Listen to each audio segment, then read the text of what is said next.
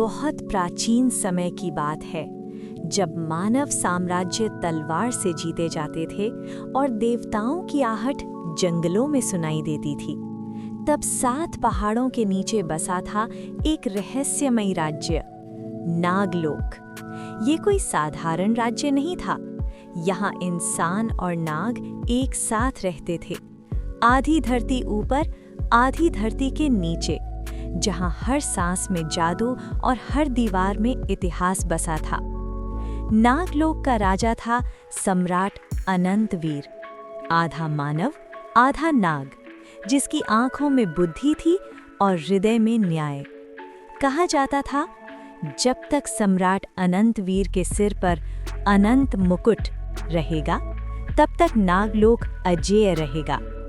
ये मुकुट समय, मृत्यु और भविष्य तीनों को देख सकता था, लेकिन उसकी एक कीमत थी। जो मुकुट पहनता, उसकी आत्मा धीरे धीरे जलने लगती। अमावस्या की रात थी। पूरा नागलोक गहरी नींद में था।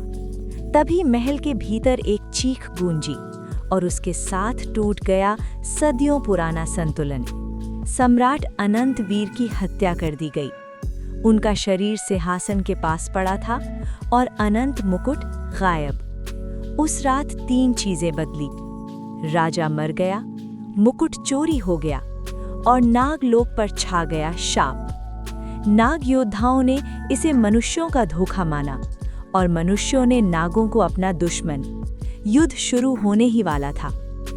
उसी रात महल के गुप्त द्वार से एक नवजात बच्ची को बाहर ले जाया गया।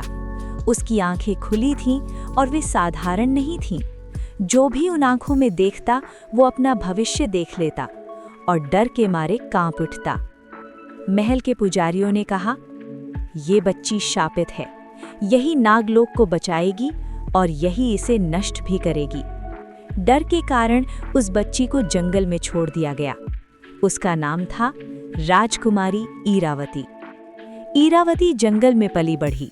उसे पालने वाला एक बूढ़ा साधु था, जो नागलोक का पूर्व इतिहासकार था। उसने ईरावती को सिखाया तलवार चलाना, जहर पहचानना और सबसे जरूरी, अपनी आंखों को छुपाना, क्योंकि जब भी ईरावती किसी को देखती, उसे भविष्य दिख जाता। सालों बाद नागलोक में हालात बिगड़ने लगे।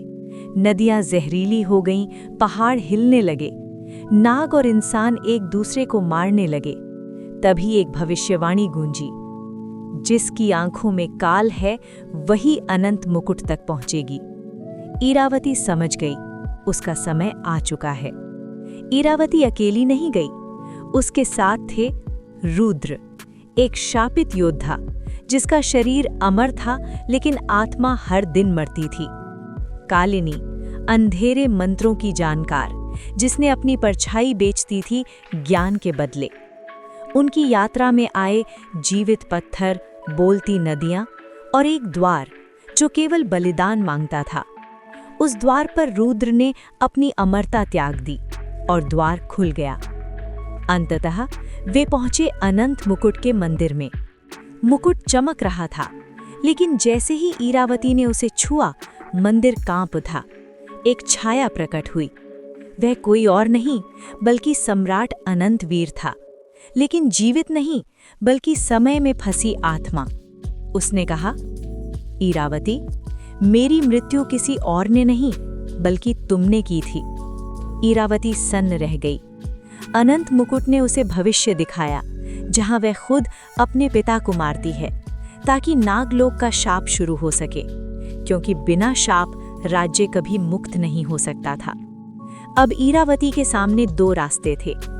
मुकुट पहनकर अपने पिता की हत्या करे और इतिहास दोहराए, या मुकुट नष्ट करे और खुद को बलिदान दे। ईरावती रोई नहीं, वो मुस्कुराई। उसने मुकुट उठाया और उसे तोड़ दिया। पूरा नागलोक कांप उठा। ईरावती की आंखों से रोशनी निकली और वो पत्थर बन गई। नया सवेरा हुआ। श्राप टूट चुका था।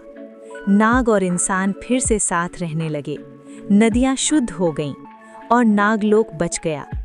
लेकिन आज भी कहा जाता है कि जब खतरा आता है तो महल के द्वार पर एक पत्थर की मूर्ति की आंखें हल्की सी चमक उठती हैं।